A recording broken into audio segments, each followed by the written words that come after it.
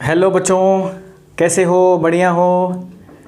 चलिए my dear students, today we are going to start question number 7 of exercise 7.1। और मैं उम्मीद करता हूँ कि आपको ये ट्रायंगल चैप्टर अच्छा लग रहा होगा। You might be enjoying this chapter. बच्चों, ये चैप्टर में मैं बार बार बता रहा हूँ, एक ही लॉजिक है। दो ट्रायंगल को तीन फीचर के मदद से कॉन्ग्रुएंट प्रूव करना है। कॉन्ग्रुएंट होने के बाद बाकी तीन फीचर्स भी आपस में सेम हो जाएंगे और उसको बोलते हैं CP/CT। Is it clear? So take it as a game, don't take it as a subject. बस आपको दो ट्रायंगल का शक्ल सेम है करके प्रूव करना है। ठीक है बच्चों, आगे बढ़े। चलिए, come on with the great spirit, we will start question number 7। Now you see, P is the mid point of AB। बच्चों, तो बोला गया है P इज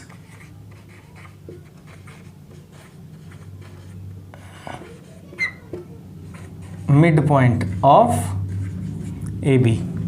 तो बच्चों, AB का P बीच में है।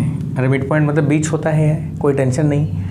तो don't you feel this half and this half has to be same? Very simple, कोई हार्ड ही बात नहीं है। तो अब क्या लिखेंगे बच्चों? AP equal to BP, EPA equal to DPB। देखिए बच्चों, EPA कहाँ पे है? EPA ये एंगल, DPB ये एंगल, ये दोनों एंगल इक्वल है। ठीक है बच्चों, डबल डबल मैंने मार्क किया है। BAD equal to AB, BAD कहाँ है बच्चों? BAD, बैड ये एंगल और ये एंगल बच्चों इक्वल है। तो सिंपल है बात, करेक्ट। आपको प्रूव करना है DAP, डैप कहाँ है बच्चों? DAP ये ट्रायंगल। ठीक है, मैं कुछ मार्क नहीं करता हूँ मैं। और EBP ये triangle, EBP this triangle. So this two triangles you have to prove that they are congruent, right बच्चों? अब बच्चों, मैं दोनों ट्रायंगल को अलग कर देता हूँ, क्योंकि शायद अलग करेंगे तो आपको जानना बड़ा आराम हो जाएगा। सो दिस इज AP, ये ऊपर गया D और ये नीचे आ गया बच्चों, APD। Next is this is B, this is P, this is E। ये मैं इसको ऊपर लेके गया बच्चों और मैं इसको नीचे कर दिया। ठीक है, this is equal to this, this is equal to this. Now what about this angle? This angle consists of, ये पूरा एंगल है, कंप्लीट एंगल। अब इसके बारे में देखते हैं बच्चों कि ये एंगल क्या है। ठीक है, we will start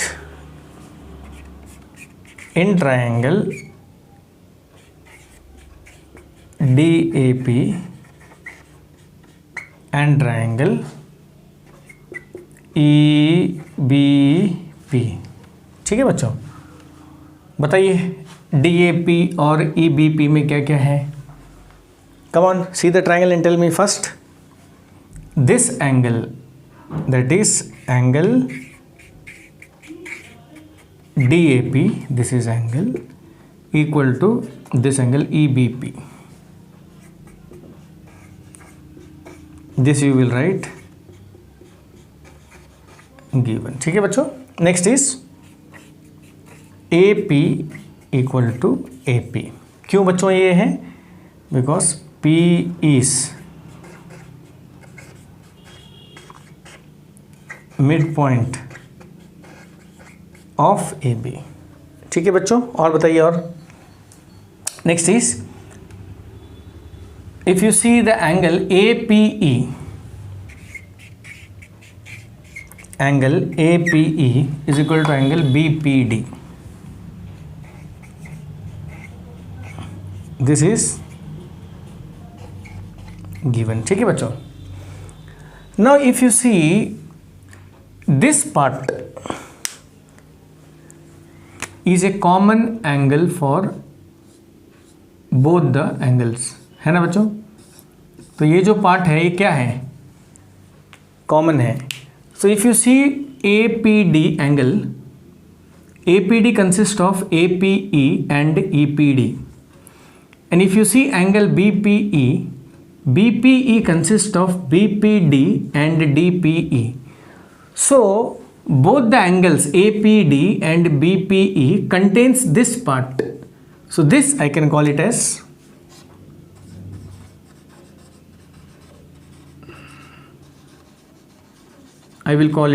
common angle. याद है बच्चों लास्ट क्वेश्चन में कॉमन एंगल कॉन्सेप्ट था. ओके, सो ये कॉमन एंगल है जो इस तरफ भी मिलेगा आपको और उस तरफ भी मिलेगा. तो my dear students, here if you see, मैं थोड़ा सा इसको बाहर कर देता हूँ. ये है E, ये आपका हो गया red part, and this angle is already equal. और यहाँ बच्चों बताओ रेड पार्ट कहाँ मिलेगा आपको?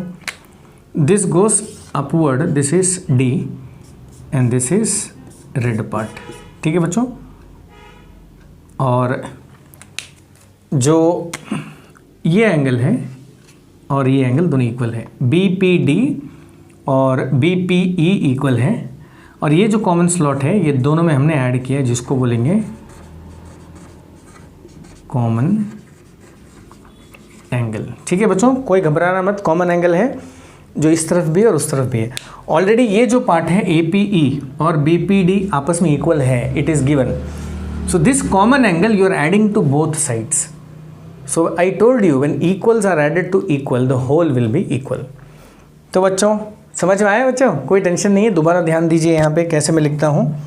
तो फर्स्ट अब क्या बोलोगे? Add common angle. एंगल का नाम बताइए. EPD on